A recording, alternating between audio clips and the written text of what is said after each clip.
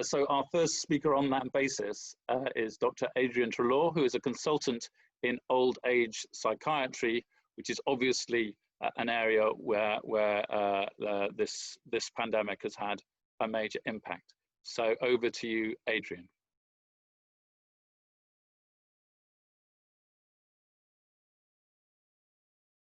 And please unmute yourself first.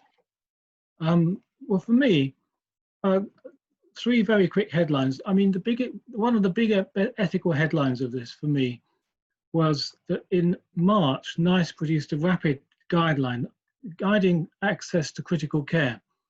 And what they use something which is quite well recognized, the clinical frailty score. And they said a clinical frailty score of 5 or more would mean that you are not likely to be accessing critical care.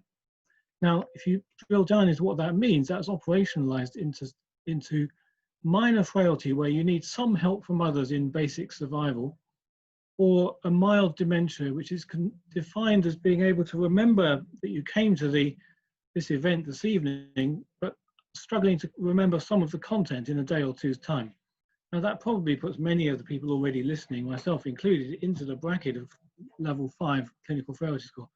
But the point there was a tendency to use a diagnosis as a discriminator against the provision of care. And of course, we've had to deal with that in many other guises, including things like enteral feeding and so on and so forth, where it's often been said someone with dementia won't get fed with clinically assisted nutrition and hydration. And we've had to fight that and say it always has to be on the basis of need. So there's an issue there around the way in which it was envisaged that we would deny access to care. There's been a lot of concern about care homes. I know there's been a call for a public inquiry into the way care homes were supported and managed. And I think that there are some very real questions. One of those is simply now around having closed the care homes to visitors. We've seen patients deteriorating in the absence of the support they've normally got, both dietary and mobility, with their family visiting. I've heard reports of people with dementia just crying in their rooms because they've not been allowed out of their rooms. And I've heard some fairly awful stories. And now, of course, families are very keen to get back in and visit their loved ones. And there's a whole set of reasons why that might be risky. But on the other hand, the suffering which is engendered in frail old people who are, very unwell, needing 24-hour care, the suffering which is engendered by that prohibition of visitation is enormous. I think, as well as that, of course, discharging people into care homes at the beginning of the epidemic produced some really challenging issues, especially when it turned out they hadn't been screened for the virus, and in fact they took the virus with them and gave it to the other residents in the care homes. And there has been a lot of death in the care homes, and I think we need to think carefully about that. Another issue to reflect on is the harm that come from the lockdown. Obviously, there's economic harm, and there's economic harm for a young generation who haven't died in this epidemic, but they're paying the price of protecting people over the age of 80. I mean, there's something like 20,000 people under the age of 80 have died of this virus. The other 30,000 are over the age of 80. So we're putting a high price for the protection of those people. But as well as that, I've heard of directly heard of people who've committed suicide because in the lockdown, family felt they could not visit. We hear also of people who've come to harm because they didn't go to hospital. So the whole point of lockdown has in fact produced negative effects as well. And there's a thing to balance there. Finally, I think there's another issue which I haven't heard raised elsewhere, but there's the issue of deprivation of faith. Many people take great support from the churches of which they are members, the mosques, the faith of which they subscribe, and especially for those of us in the Catholic faith, there's the whole issue of sacraments, the availability of sacraments, and I think possibly the most dispensable, the one we can do without best and easily, is probably Holy Communion, because we can make a spiritual communion. But other sacraments like confession, the sacrament of the sick, and so on and so forth, these have required extreme heroism from one or two fantastic chaplains to continue to deliver these to the dying. But there's a whole body of faithful who have been unable to access the very sacramental support which they would have wanted and which they have ongoing need for. So there's an interesting issue there to think about in terms of deprivation of faith, and in particular from the Catholic point of view, deprivation of the sacraments. I could go on for another 5 minutes talking about the enormous range of mental disorders and mental illnesses that occur in the context of these illnesses. There's the disorders that occur as a result of the illness itself, strokes, coagulopathies, all sorts of really interesting and really vicious, nasty things. There's the PTSD, there's the trauma of ICU stays, long ICU stays. There's the whole issue of fear of the virus, fear of other people, the issue of how people react to lockdown. And to some degree as well, there will be in all of this, for some who are old and frail, concerns about unworthiness, burden, and so on and so forth. And I've heard that coming back quite a lot from old people. So there's a whole range of psychological effects that happen. But just take you back there. For me, it's the use of diagnosis to prohibit critical care. It's the problem of excluding visitors from care homes, the negative effects of that, and the enormous effects upon individuals' rights from that point of view, and also some of the other harms from lockdown, which include deprivation of faith and deprivation of sacraments. I think I should finish there and move on. Well, thank you very much, Adrian, for orienting us. I'm sure you'll have lots of opportunity to bring in some of the other things you didn't manage there. We'll move on to Dr. Pierre Matthews, who's a lecturer in bioethics at St Mary's University in Twickenham, but also a specialist in relation to disability, disability and ethics, disability and spirituality, and has also written, I'll go to plug now, one of the briefing papers that we have on aspects of ethical aspects of the pandemic for the Anscombe Bioethics Centre. So Pierre Matthews. Thank you.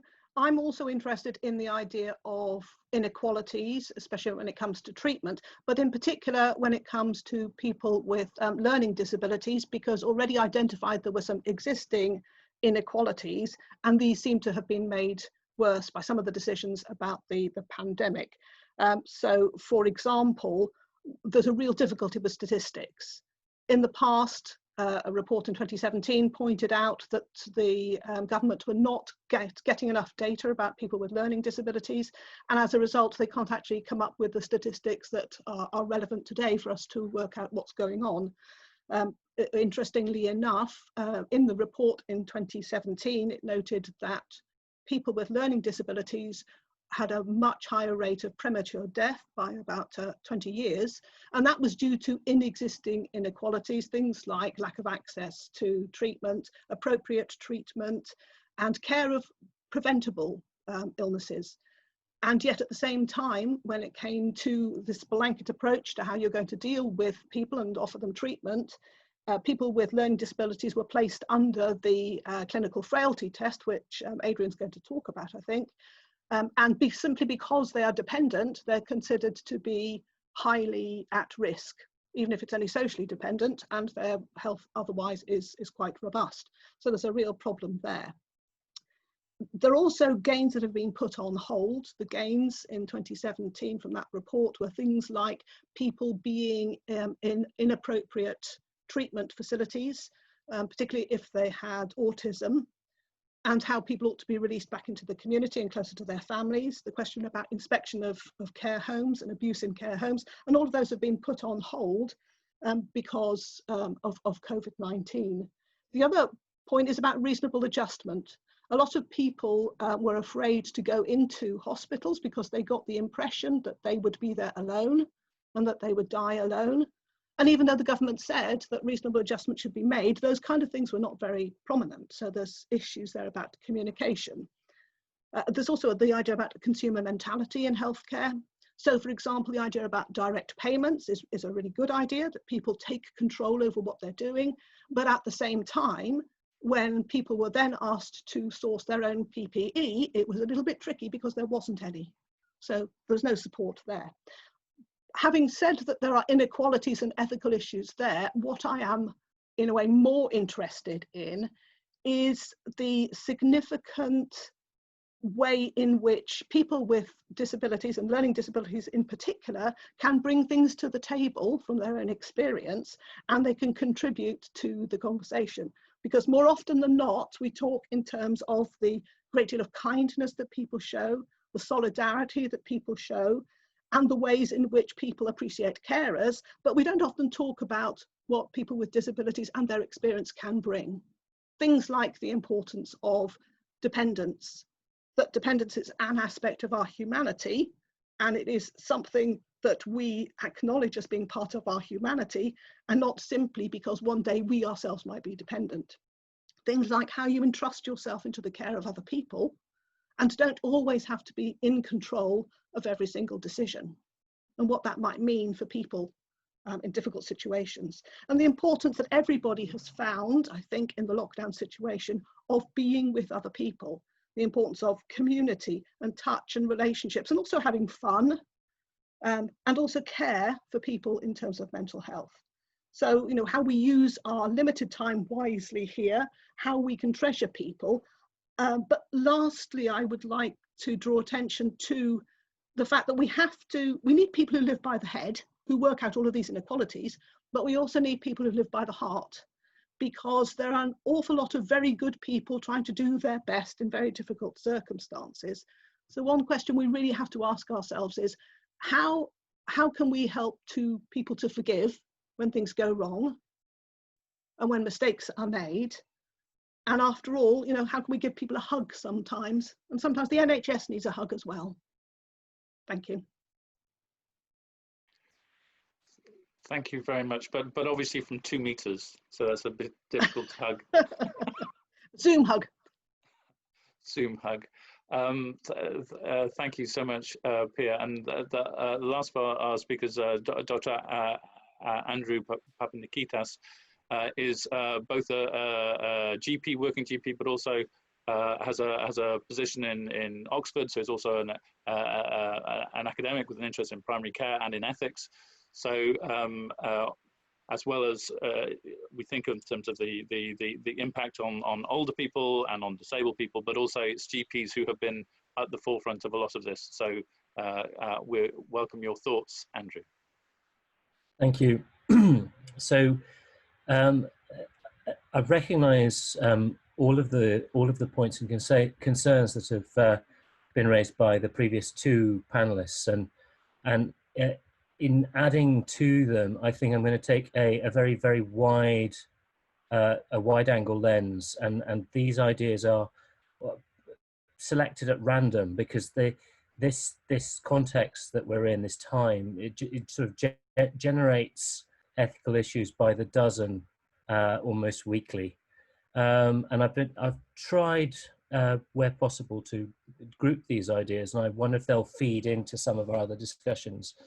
So just by way of background, as a GP, I contribute to our Royal College's ethics committee, and I'm also involved in various national ethics forums. So some of this comes from my experience, but also some of this comes from other clinicians in other specialties who've shared their ideas and concerns with me. So the first is differences in belief and the ethical ramifications of this. So usually people talk about religious belief, but actually what we're now seeing is disagreements across a political, scientific and evidential divide. And all of these have implications because depending on which science you're following, you'll get different ethical duties. So then you have to follow the science and follow the ethics. And then what do you do when you disagree? So that brings me on to my second sort of point of concern, and that is respect for authority, whether that authority is government, whether that authority is a boss in the workplace, and conscientious objection raises its head there. So if someone is asking you to do something that for reasons that are very dear to you, you consider to be wrong, scientifically wrong, morally wrong, what are your duties? And I mean this either as a policy maker, as a practitioner, or even as a member of the public, to disagree or diverge. And that can then lead to issues around whistleblowing, how one engages with the media. So Twitter has been a very interesting place to visit recently. And also how one even gives advice. So one of the areas I've been asked about advice a lot is whether people should be taking their children back to school at the moment. So one can either take the line of the sort of British Medical Journal editorials and sort of give the sort of hedged answer of, well, no, or should one take sort of other sort of wider viewpoints and suggest the answer is yes. So that's a potential everyday dilemma in primary care. The issue of withholding and withdrawing life-sustaining treatment has really been thrust into the foreground again, because a knock-on effect of the NICE guidance and the triaging that has potentially been expected of our critical care colleagues is that there's a sort of preemptive triage that might be present in primary care, where those who might sort of be leaning towards having an advanced statement or advanced directive might then find themselves encouraged more strongly than usual outside of a pandemic situation. And there's this idea that has come from my critical care colleagues that either we should all be triaging or no one should be triaging. So again, variation across the country where some services are overrun and others are standing empty, and yet there's a sort of one size fits all set of guidelines. So then there's the idea of duty and going beyond the call of duty, and that's really come to the fore in terms of the shortages of personal protective equipment.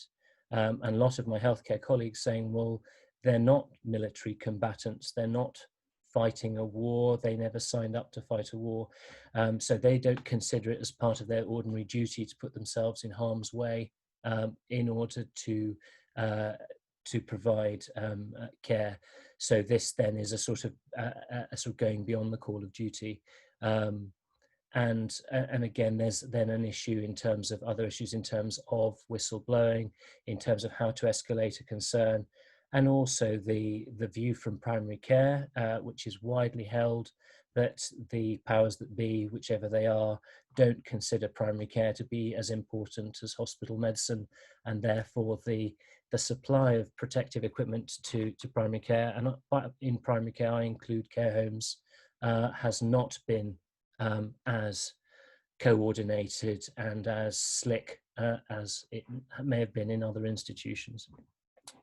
And the other parts of primary care that people forget about are dentists, opticians, and other sort of frontline services who are really essential. I don't know if anyone here has had a toothache or has had most of what one sees a dentist for acutely is a kind of emergency, but certainly where I am, the ability to get a dentist at short notice, and certainly early in the lockdown, it got better as the lockdown progressed, was very difficult indeed. You almost needed advanced clinical knowledge in order to navigate the out of hours system, which brings me on to another notion, is how do we treat our key workers? And there's been talk about reciprocity, and so do we treat our key workers, healthcare workers, delivery people, police, in a privileged way during the lockdown? And do we do this because we need them to stay at their jobs or because we value what they do? And again, a lot of the cynicism around the clap for the NHS, and a lot of NHS workers saying, please stop clapping and just provide us with protective equipment. So then just sort of wrapping this up, there's been a lot of talk about being aware of the guidance, not for oneself, but the guidance for everybody else. So as a GP, I'm aware that there's guidance for general practitioners, but it's useful to me to know what psychiatrists are doing and why they're doing it. It's useful to me to know what my hospital colleagues are doing and why they're doing it, and whether what's expected of us is at variance, because one of the challenges in this time has been communication. And then finally, and we come back to services for people with learning disabilities, but also all other clinical services. And perhaps you could throw dentistry in here, what other services do you prioritize when everything has been closed down in order to fight the virus? So how do you keep people from losing their sight? How do you safeguard people from dying as a result of ruptured aortic aneurysms? And, you know, where do you set the bar at something that's essential enough to keep going? So that's just a whistle-stop tour of just some of the things that have been flying around. I don't propose that we address all of them tonight. So thank you very much, and thank you all for keeping to time. We started a little bit late, but we're now ready to go into questions. There are already some questions open. This one was addressed to Adrian, but it's also, I think, to an extent true of the other two speakers, have emphasized some of the negative effects of COVID and of the lockdown. But could you say something more about the positive effects of community building and social media and other kinds of connections that people didn't have before? So we are focusing on the negative, but can you say something on the positive?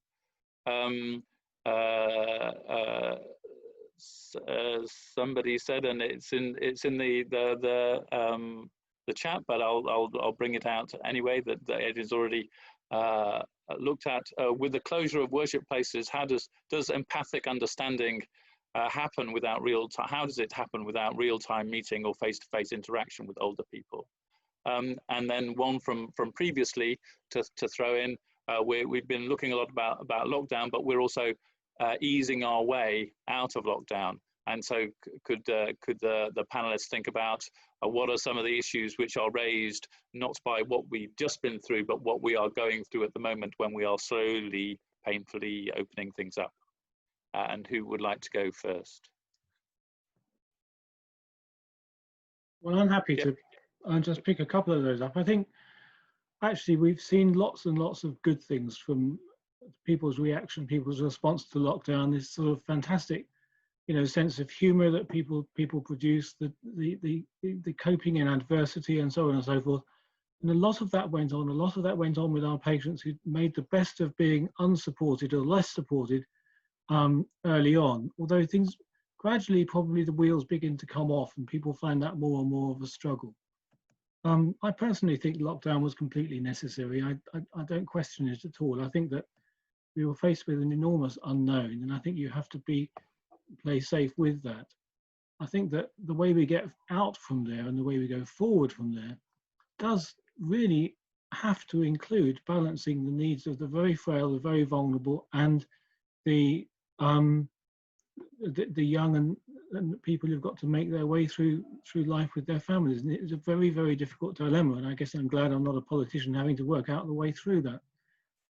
Sister Margaret Atkins, who I've spotted is one of the audience, actually has written a beautiful thing for the August Catholic Medical Quarterly, which we'll put in.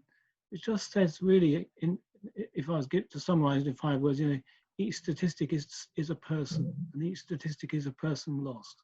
And I think that's really very, very central that we need to carry on thinking through. The other thing that I was reminded of when Pierre was talking was that in the care homes, one of the things that appeared to have been happening was end-of-life care planning, thinking how we would avoid intensive treatment and making sure people stayed at home as an alternative to the absence of PPE. Now, you know, it is absolutely right to think through how we look after people when they're sick, and it's absolutely right to think about not providing very intensive care for people who have very poor survival chances, and so on and so forth.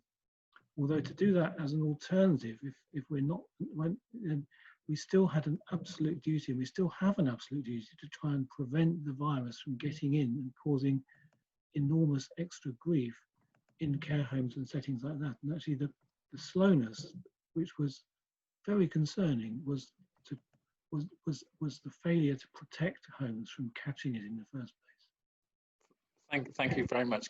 Pierre, do you want to say something? I was going to say that, again, given existing inequalities, often people with disabilities suffer very much from isolation, more so than any other people. And I think people in lockdown have discovered what isolation might really mean for them as well. And so things like Zoom and lots of things that are happening online or YouTube or anything else like that have suddenly brought people with disabilities into a different kind of community that they've never seen before. But there are always going to be difficulties about how to access that and whether or not you have got the facilities or the computers or anything else like that. But there's no doubt that communication online has changed some people's lives. But there's always a downside. I would be very wary about things like consultations happening only online and continuing to happen only online, or telephone calls or whatever it is without seeing people face to face. It'll be very easy to slip into that eventually. Do you want to, I'm sure you have done your fair share of consultation, Andrew. Do you want to respond to that? Unmute yourself, please. Thank you.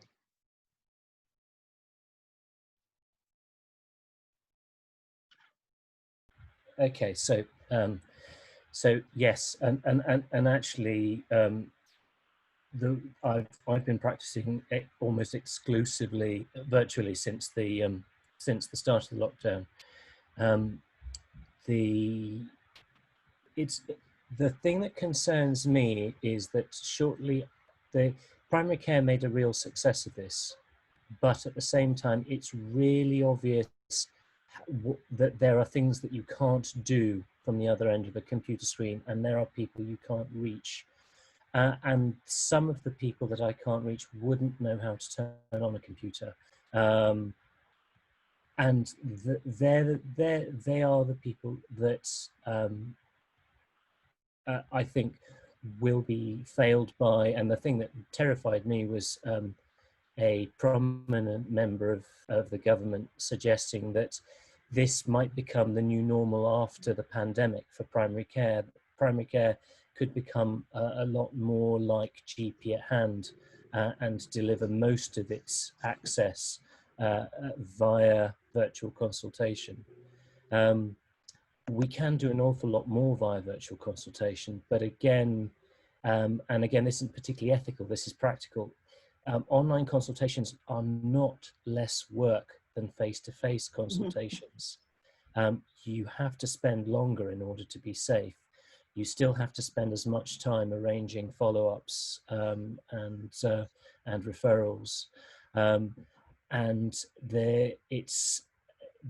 whilst at the same time you can, if you're lucky, you can see the other person, but you can't smell the burning in the next room. You know, you can't lay on hands and actually see that their leg doesn't have any pulses anymore. So that is very much missing. Yeah, I'm really concerned that this could be seen as an opportunity to change what practices deliver, because this isn't a success. This actually is people making the best with the rubbishy hand they've been dealt.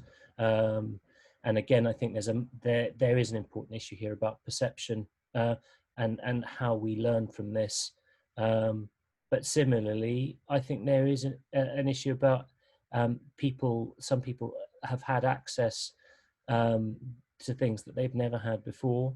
You know, just completely randomly, that, you know, the National Theatre sort of releasing one of their plays per week. I'm sure there are people who wouldn't have had the energy or the finances to set foot in the theatre that may have seen plays and encountered that medium as a result. And it'd be lovely if stuff like that could stay. Thank you. Did you want to come back, Adrian? I saw your hand.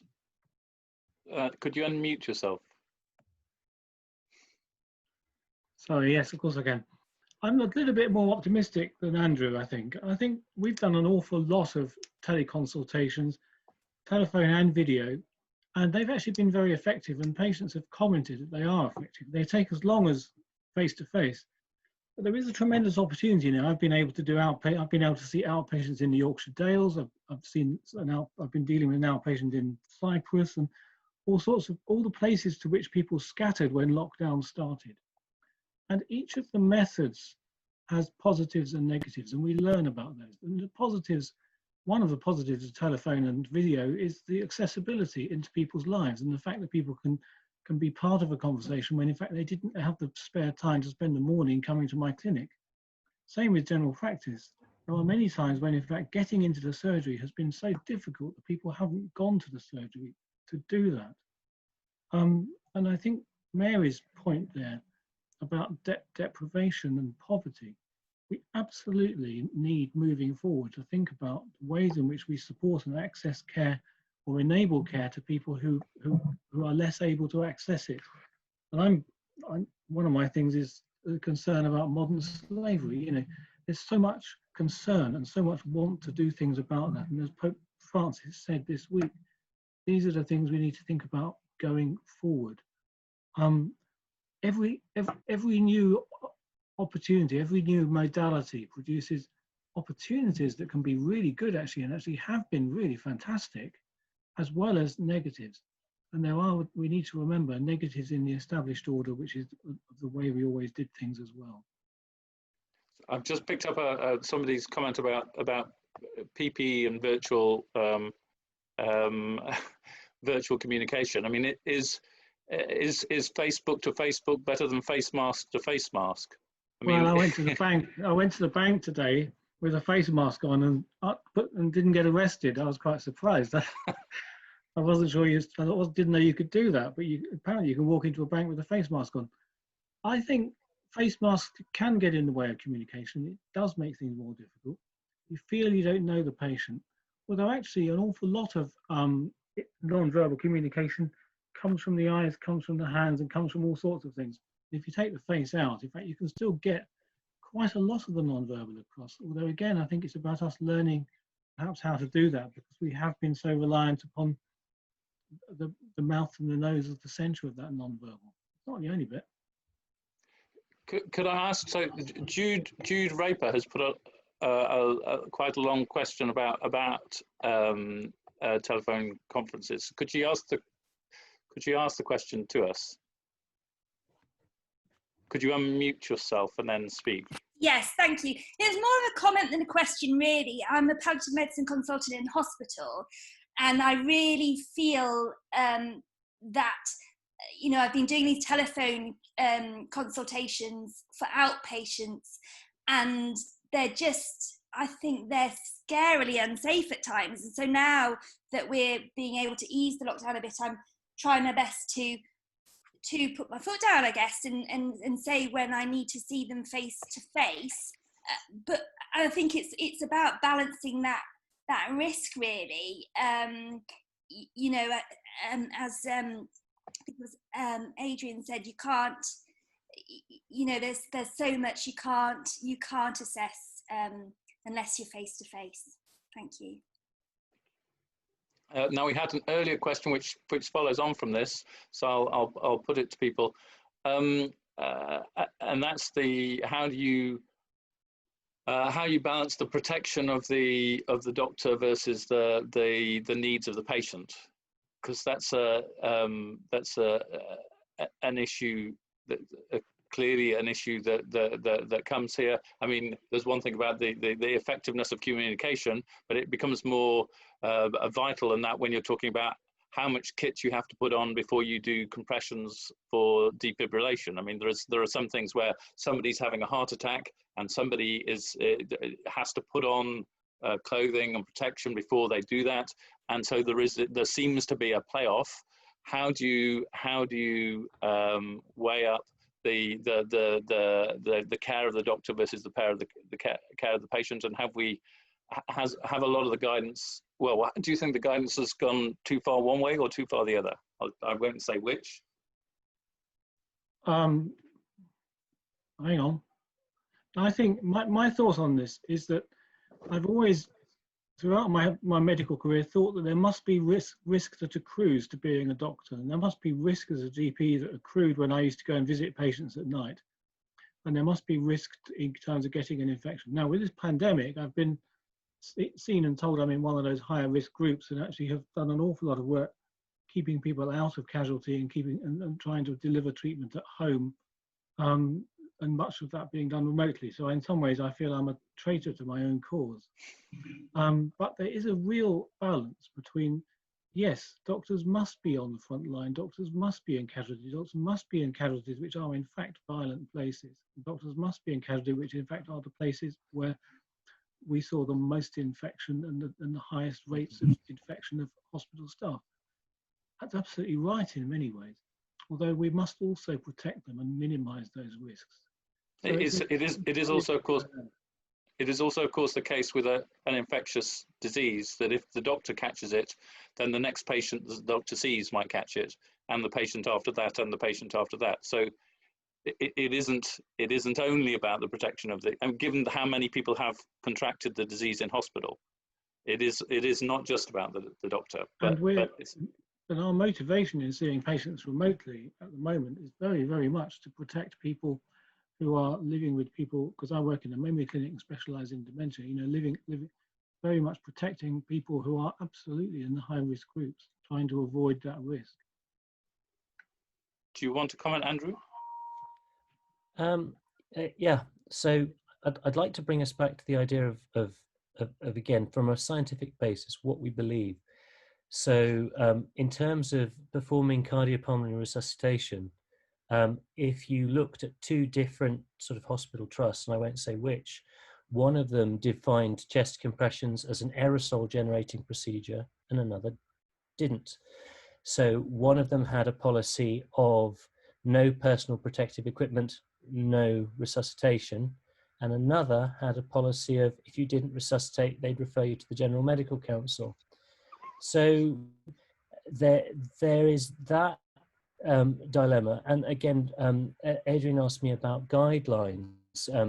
So, people on the ground are getting different guidelines from different places, and there isn't necessarily a guarantee that, for example, a clinical commissioning group will successfully get their guidelines out to every single GP in a particular area, or that they'll be necessarily using the same type of sort of form with which to either sort of stratify how clinically worthy someone is to be referred to hospital, or whether or not how they'll fill out someone's wishes concerning the end of life. So, but coming back to this issue of PPE, I think there also has to be a certain honesty that one is, unless one is some sort of saint or martyr, that one is thinking of one's own safety, one is thinking of one's dependents, one is thinking of, will you take this thing home and give it to your loved ones, particularly if they're elderly, or particularly if they're in a high-risk group. So there have been lots of sort of fairly agonizing decisions by fairly heroic individuals to separate themselves from their families whilst working, and sort of follow a sort of a 2-week,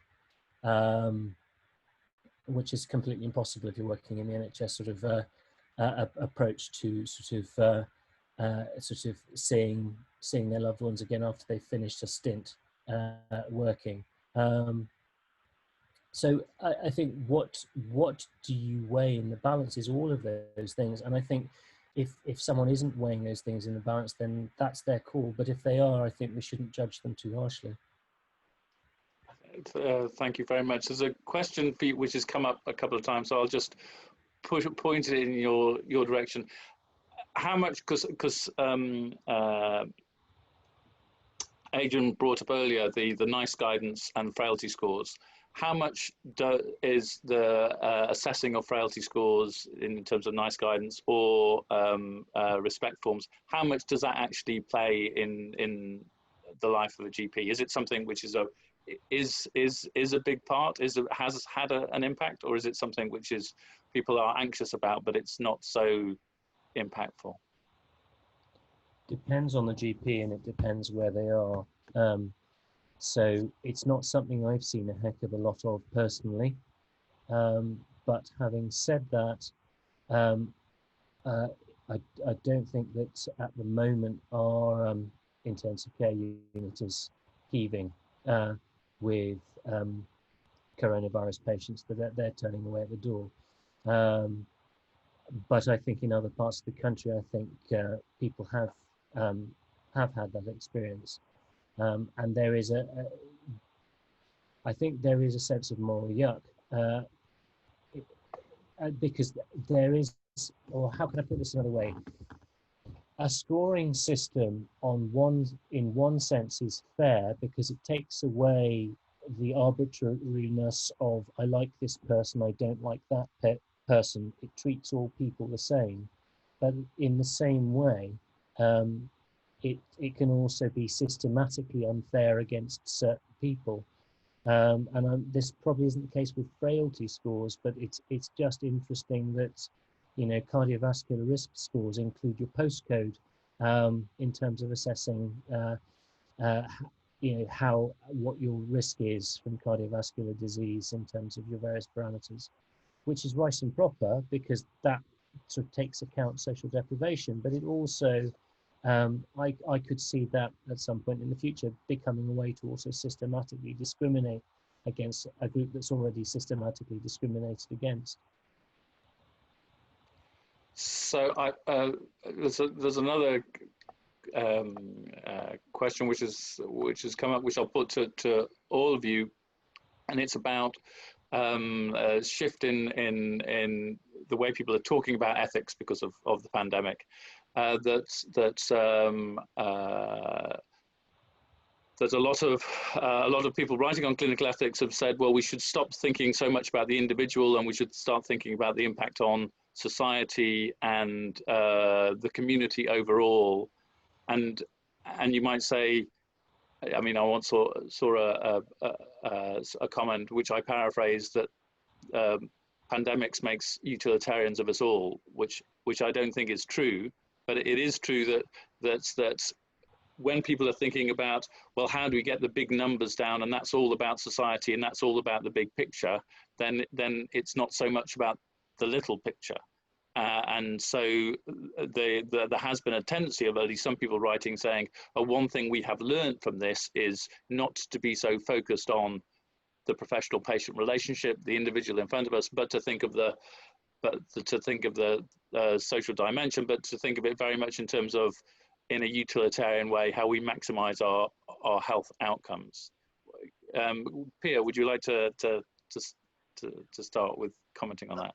If you were going to apply Catholic social teaching, there isn't a problem, in the sense that the common good, you don't sacrifice the individual for the common good. So it's not one, if you give to one, you take away lots from other people. So there should be a way of looking at the ethics that doesn't pit it as being either the individual or the community. There must be a way of doing both. How ironic. Andrew? So I'm sorry, I'm the danger with looking at the chat whilst simultaneously trying to follow the conversation is I've completely lost the thread. Maybe Adrian wants to pick it up. Well, I think I was also looking at the thread actually, but that's very bad. I think it comes back to this real dilemma, which is that especially when you're in a health crisis, and especially when you have a limited number, and I know the NHS didn't actually quite manage this. The NHS did rather well in this. It was extremely good at redeploying its resources into the crisis. And I think one of the big achievements actually has been that, because in fact they didn't run out of ventilators, and that's you know, thank God for that really. But having said that, when resources are thin and when resources are poor, then actually resource allocation does become something which is justifiable. And in its document on euthanasia back in the 80s, the church did say that those who are old and frail might actually eschew or decline care because they recognize it could be offered to somebody else. And that's been one of those long-standing recognized acts of heroism which people sometimes are called to do. So it is very, very difficult. When we're in extreme pressure, actually, it is about balancing those resources. And yet, and maybe the answer to this is what I was saying earlier about each each one of these deaths and each one of these cases being a statistic and not being a person and not a statistic. And maybe actually we just have to carry on remembering very fully the humanity of each individual and the desire to provide that support and that care and the desire to be able to hold that person's hand. And I think one of the particularly painful things about this pandemic has been that reality of people dying in hospital when visitors are not allowed and no one can be with them. Now, I know after a little while that changed, people could be with people at the very end, but it still has been for very many people a very lonely, separated existence, which possibly, certainly in care homes, appears to have brought with it a worsened prognosis. So there is a real dilemma.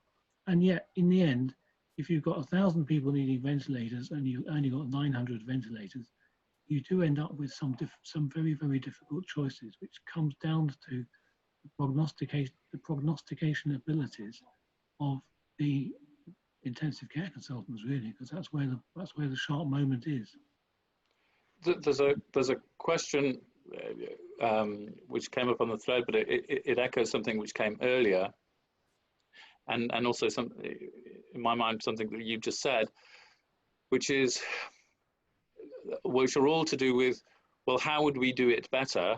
And this we hope will be a theoretical question, but it might not be a theoretical question. We might have another wave.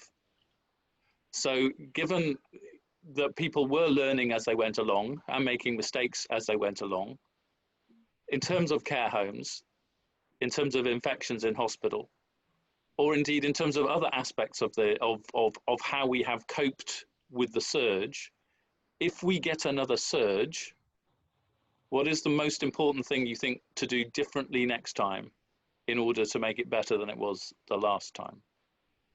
I'll start with Andrew.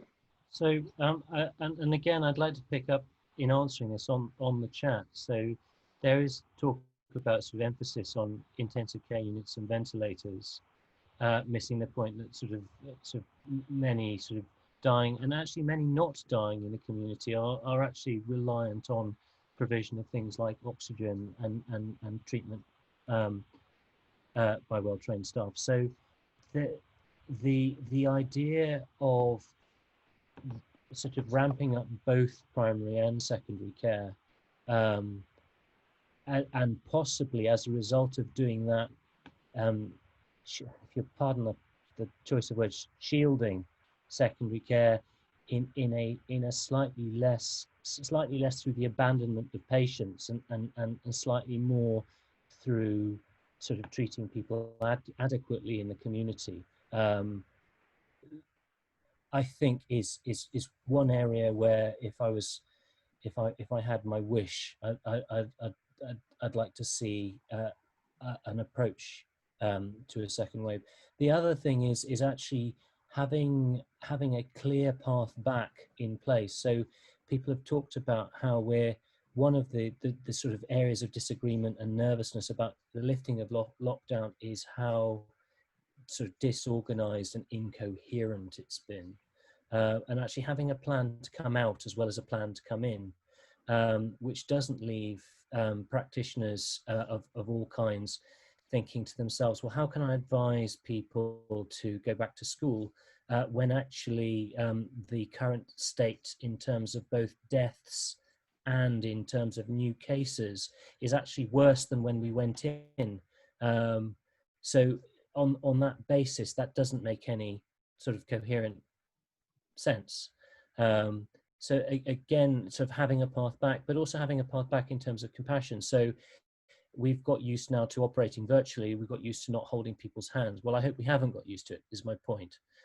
So how do we keep that the best part of what we had been doing and what some people still are doing alive beyond coronavirus? Thank you. Pierre? I think that the realities of what has happened are getting people to think more and more about what actually they do want at the end of life and how that's and what kind of treatment they want as well. So that must be a significant thing. But the difficulty is there's still a lot of miscommunication and fear around. People are afraid of ventilation and all the things that it's going to bring with it, and that's only becoming sort of known to people as they've tried these treatments. So there's a question about communication here and what people are taking away from this, as well as the realities that people are facing. And I think that more and more people are going to say that actually they don't want some of these aggressive treatments anyway. So perhaps we need to facilitate that kind of conversation with people so that they can themselves think ahead. Thank you. Adrian. I was just going to echo one or two of the comments, and I can't remember who made them, but I know Liz did, and one or two others did. Actually, good care of the acutely unwell actually has really good results, actually. And one of the lovely stories that I know of is a 96-year-old chap who was really very nearly dead at Christmas and very unlikely to survive, but made it through, went to a nursing home, then got the virus, and the family just said, don't send him to hospital, because in fact we got more chance of being able to get in and see him where he is if he's dying. And actually, we just don't think hospital will work. And they carried on just nursing him, giving him food, fluids, and so on and so forth. And he has made a good recovery from the virus. And it's an extraordinary thing, because this virus is so inconsistent. I mean, it is ruthlessly vicious and appalling to some, and others just don't know they've got it, and others, the people you least expect, seem to be able to recover. But actually, it should take us back to reminding ourselves that, yeah, sympathy, empathy, compassion, and spiritual care, they're all really, really important. But as well as that, good nursing, good care, food, fluids, a little bit of antibiotics if needed, and so on and so forth. And actually, with that, you can actually, as the others have said in the chat, have some very good outcomes. And I think, we need to just try and remember that, and sometimes just do the best we can without extreme levels of escalation and so on and so forth. Okay, can I bring up a point? This comes back to something that Andrew was saying about not knowing how to advise people, and about lockdown, having a route out of lockdown, and that's about uncertainty and ambiguity. And it strikes me, at least, and this is sort of in a way my take on a question which is posed earlier, but the question of how you get out of lockdown is just intrinsically a more complicated kind of question, because it's all about greyness. It's all about ambiguities and uncertainties. It's not about, well, we'll just do everything we can, and we know we're just doing everything we can until it hit. We've got through this. So then it's about how you do things gradually when you're feeling your way.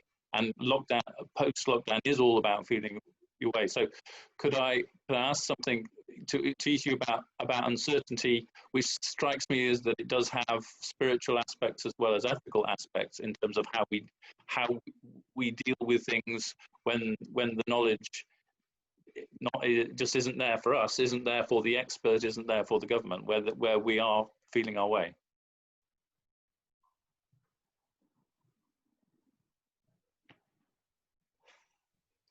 Andrew. So I've been seeing two different approaches to uncertainty. One is taking a huge leap of faith, and the other is sort of feeling your way into the darkness. And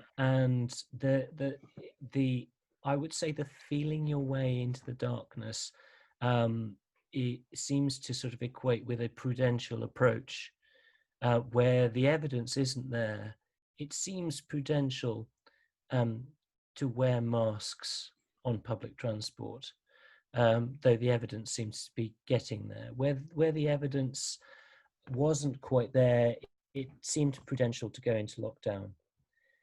I think there's some inferences that one can make. So just in terms of the sort of the clinical demand, if one sort of switches off a large proportion of outpatient clinics or GP surgeries in order to manage the acute demand for this one thing, that demand isn't going to go away for many people. For many people, their chronic diseases aren't going to vanish, though there are some humorous stories about how mortality's declined during medical strikes in France and Israel. But I think that probably is explained by a lack of sort of mortality during surgery, rather than the sort of the piling up clinical workload that as a GP I know is there. And I know that my colleagues are describing that as a tsunami that is going to hit when things fully reopen. And it's something that we saw on the phone lines and on sort of video consultations about 4 weeks in. So for the first couple of weeks, we had some people with mental health problems. We had quite a lot of people who were worried about COVID, but pretty much nothing else. And then the demand has steadily increased. So again, how is this unmet need, this backlog, going to be dealt with alongside everything else? So is there a sort of easing out of lockdown, or is there a sort of building up of spare resource? And I think that sort of comes back to what people were saying about compassion, what people were saying about virtual consulting. I think there's a resource that we don't think about that it is a sort of an ethically relevant factor, and that is time. So virtual consultations take up time, sort of emailed questions take up time. And one of the things that we are terrible at as a nation, as a species, is actually giving ourselves the right amount of time to do something well. You know, it's time is money from various people's perspective, but at the same time, it's kind of that if you want to train your workforce, they seem to have to do it in their own time. If they want to do the administrative work, that seems to happen outside of a clinic. So one wonders when people see their families or sleep sometimes. And I'm saying this not just in terms of doctors, but in terms of many other healthcare professions. And I think we're terrible at allocating time and considering how much of this stuff is taken in giving good, compassionate care. Rant over. Thank you. Pierre, uncertainty. Don't we always live with uncertainty? I think one thing is, though, a matter not only of time and to avoid the tick box situation where you can make decisions very quickly, and that's an easy way of doing things, but it actually maybe is a matter also of trust. And that's something that is quite difficult to build up, but it's very easy to tear down. And so again, that's partly to do with good communication as well. So I think in healthcare, we have to think in terms of trust. And trusting is also knowing sometimes that somebody doesn't know the answer, but trusting that they have got your best interests understood properly, best interests at heart. Do you want to add anything, Adrian? Well, very briefly, I mean, I think where we go from here is a very interesting place, because actually we actually have some certainty as well. And the certainty is that if we take the NHS back to normal, we're taking it back to a place which none of us ever liked, and all of us saw as rather chaotic, and which had substantial limitations. And, you know, the demand and the capacity issues, as well as the process issues within the NHS as such, but actually getting back to normal is certain to be a Herculean task, and almost, I suspect, a more Herculean task than getting back than going to where we went. One of my little roles in life is to encourage the diagnosis of dementia, and we've been doing that in where I work rather successfully. Although the number of people with dementia has gone down over the last 3 months by something between 7 and 10%, but which is precisely in a way what one would expect. But actually, the changes are potentially very, very enormous. And I just have a slight thing that this yearning aspiration we have to get back to normal is not really going to happen, because the NHS wasn't working with normality very well either. And I think one of the other big sacred cows of this pandemic has been that all the fault lies with the government, And no one has actually been willing to look at the ways in which maybe the NHS went along with that and possibly even cooperated with it. And certainly when it came to discharging people who were positive for the virus into care homes, there's at least one or two questions to gently ask about the health service's cooperation with that. In the past, I've absolutely cooperated with discharges from hospital to care homes, and we've concluded it's in the best interest of incapacitated people to do that. Not always, I suspect, on the strongest evidence. But that potentially, David, would be something to just take away and think about for a whole another evening, because there's a couple of hours worth in there as well, actually. I think I should stop.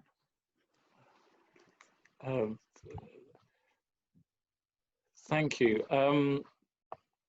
We've had some questions which could take it in a slightly different direction, but I'll just like to have a second iteration of this in terms of a question which was posed right at the beginning of this discussion, which is about the new normal and the new where do we go from here? So I phrased it in terms of uncertainty and where the easing of lockdown, but then there's the other point that it's not just the easing of lockdown, but where we want to get to. And I think Pierre said something earlier on about things we have learned and we don't want to lose. So there might have been some things that we have learned at this time that we don't want to lose. But whether however you want to phrase it, I suppose the question is, if the new normal is not quite as it was, how should we try to change it in a way that we have learned from all this experience, and in a way that we can't really go back to how it was before? Yes, Andrew. So one of my roles that I feel immensely privileged in is as director for a postgraduate course in healthcare philosophy that David very graciously lectures on and examines for. And this year, one of our students did her dissertation on the sustainability of the National Health Service from an environmental point of view, and the ethics of this. And I was really struck by it. And actually, one of the things, the National Health Service has been cited as being, one of, if not the biggest employers or state employers in Europe. So in terms of the things that can or can happen virtually, the things that don't cause safety issues, whether that is education, whether that is conferences, whether that's the part of the consultation that involves taking a history, if that can happen wirelessly in a way that doesn't consume too much power and technology that then causes industry and sort of consumption of the precious substance of the earth, then is that something that is the key to lessening humankind's adverse effect on the planet?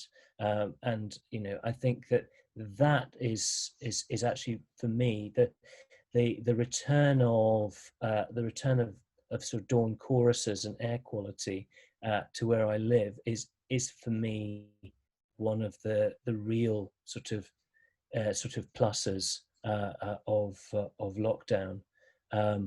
But again, this is part of our sort of legacy for our children and our children's children, but also is part of our duty as sort of stewards of the planet.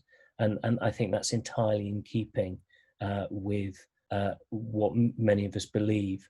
So I think that is another sort of definite positive note, that if we can learn something from this and take it forward, I'd love to see that go forward. Thank you. Pierre? I think one thing that we've definitely learned, and this is from the stories that we've seen in the media, is that lives actually matter, lives are precious. Now that won't come as a big surprise to us around here, but the fact that somebody says, you know, my father's had dementia for a long time, but I love him and I want to be with him and I want to make sure he has appropriate but not aggressive treatment, does actually make a difference to people's lives. When they see these stories about how lives that we've in the past may be seen as marginalized or vulnerable, or perhaps not even worth it, that they're precious not only for the people who live those lives, but also for their relatives and for carers and for healthcare staff. And I think that's been quite a positive for lots of people. Thank you. I think Adrian maybe are typing. Ed, this is to Father Giles, actually. I think he's asked a question about the way in which developed societies are more vulnerable. And in many ways, I think that's to do with the demographic, although Father Giles points out that in fact it's also very much in America picking on the disadvantaged and the less well-off groups and so on and so forth. There's a whole extra set of risks, and I know looking at New York, one wondered about the obesity risk factor and many other things. But actually, then Father Giles, you asked a question about Ebola, and I think the one thing I've come to know about this virus is that we started off thinking it was flu, and that therefore we'd manage it like the flu, and it might do what flu might do, and we thought maybe it was all sorts of things. But we've also looked at the way in which rubella does infecting and so on and so forth. And what's interesting is this virus isn't the flu. It's not Ebola. It's not rubella. It's just a coronavirus. It is coronavirus. We don't know the science of it yet. So I think the answer is it's very hard, and it's turned out to be remarkably unsuccessful to extrapolate the knowledge we've got from other viral illnesses into a new, different virus. It just hasn't done the things we necessarily expect it to do, and it keeps doing things we don't expect it to do. And, you know, things like the coagulopathy, and these were really prominent features that we discovered when it got here, and so on and so forth, and have been really quite very troublesome. So it's really difficult to extrapolate knowledge out of other viruses, and we need a whole new science of this one, because it's not quite the same thing.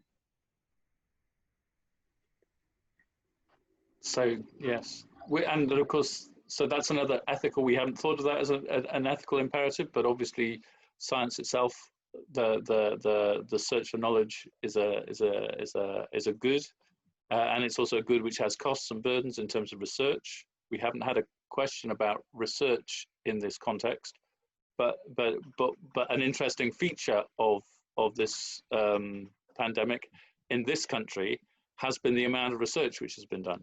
I mean, there's been a huge amount of interest and research involving patients, involving lots and lots of volunteers, some to more plausible trials than others. So do you want to, just because I think we're, do you want to say something about research ethics in a pandemic? Well, on research, so very quickly, if and when we get the vaccine, there's a really interesting question about the extent to which something needs to be tried and tested before it's given to the entire population. I think it's more or less a no-brainer that people in their 80s and 90s are probably just going to be very wise to be vaccinated. But as you get down into your 20s, 30s and 40s, you might want more safety data than will be available in October before being vaccinated. There's a whole set of ethics, I suppose, around where we should be recommending uptake and the extent to which we should be cautious while also acting as if this is which it is, acting in the context of this being a sort of national health emergency. And Andrew? So a couple of issues here. So one is, it's interesting that there's a ton of research that's been done on coronavirus, and it's been amazing.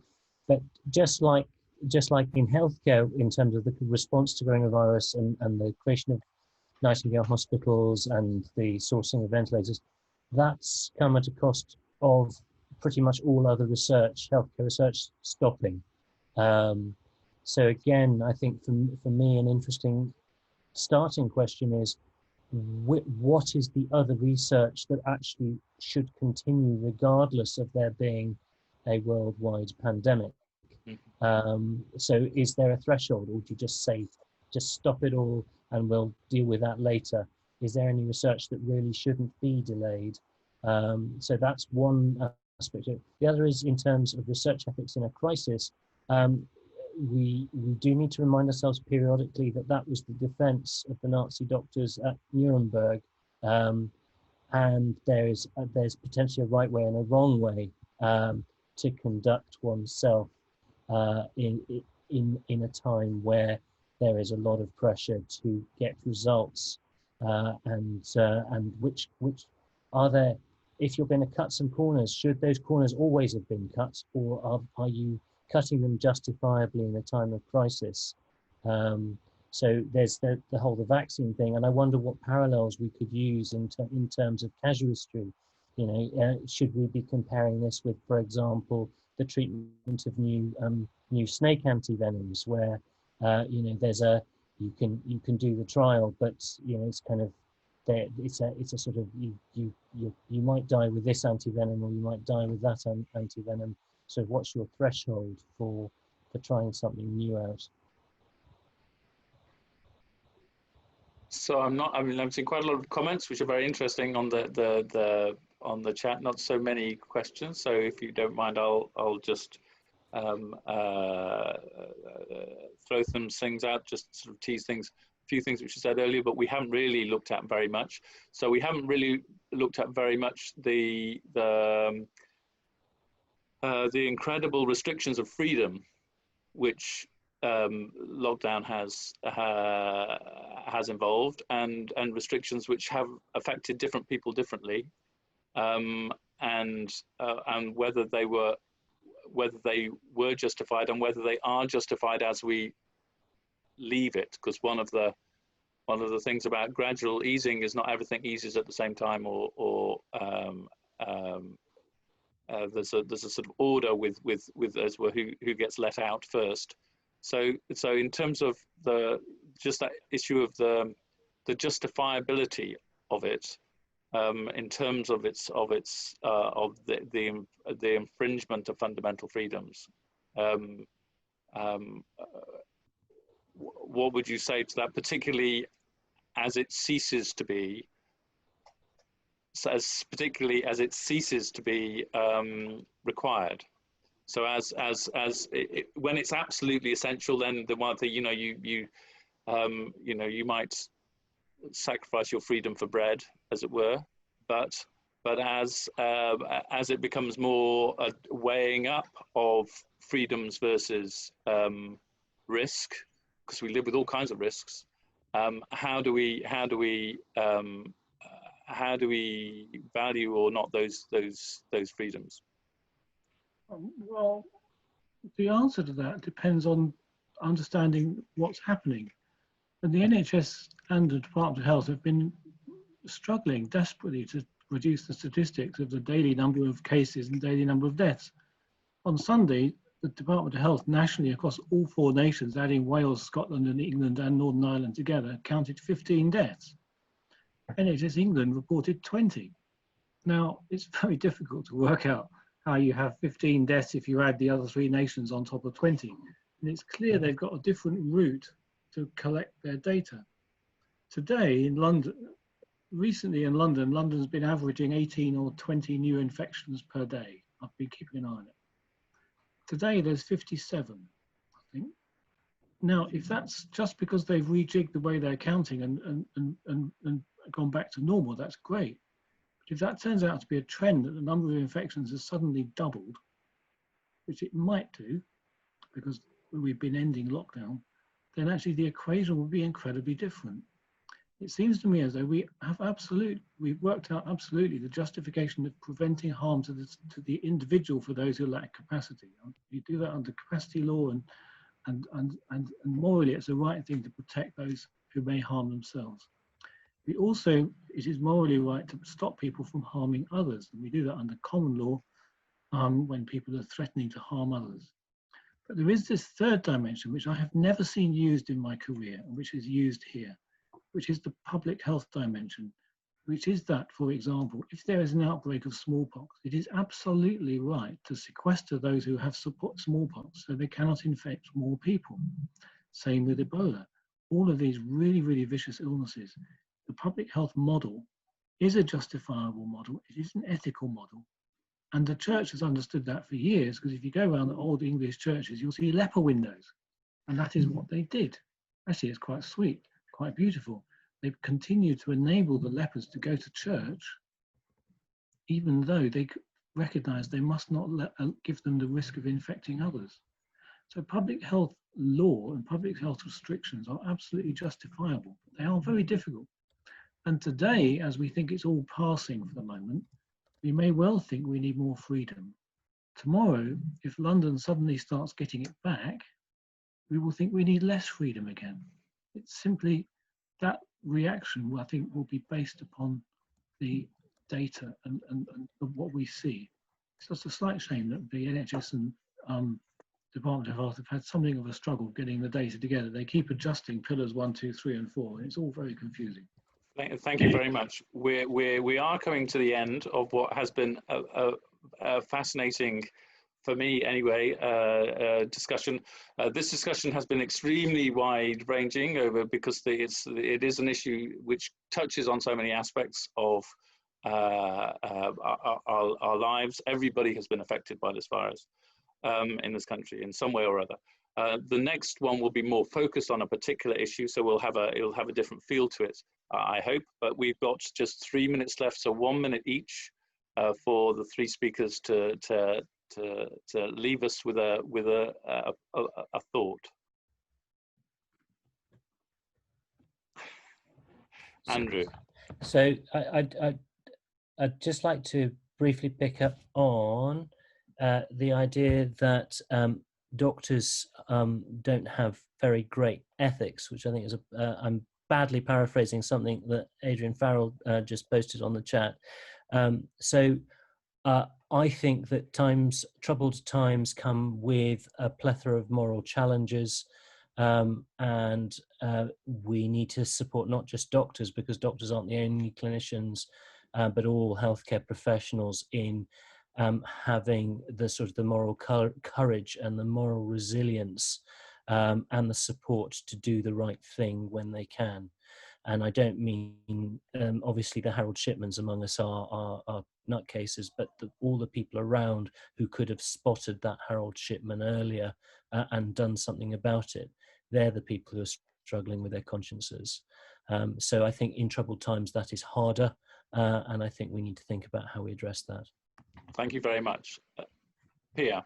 I think to go back to the question of freedom, there is something about how free you actually feel. So if you are told that you won't be treated if you've got the virus or whatever it is, because whatever condition you've got, then how free are you when you make your decision to stay at home? That was my point. Thank you. And the last word to Adrian. Well, I'll just come back to what, in fact, Sister Margaret said. Every statistic is an individual, and actually the fundamental building block of this, the reason being a doctor is such wonderful, rewarding vocation and such fun, is because we see individuals doing well as a result of our interventions, and when it goes right. And actually each individual is the key thing. And the most important thing is to remember that the individual building blocks of everything we've got, our churches, our society, the hospitals, is the individuals whom we serve. And I just think that actually what this emphasizes most of all is that really, the conversation is really focused on that. And actually I think it's really, really helpful to just take from today, every individual is of worth.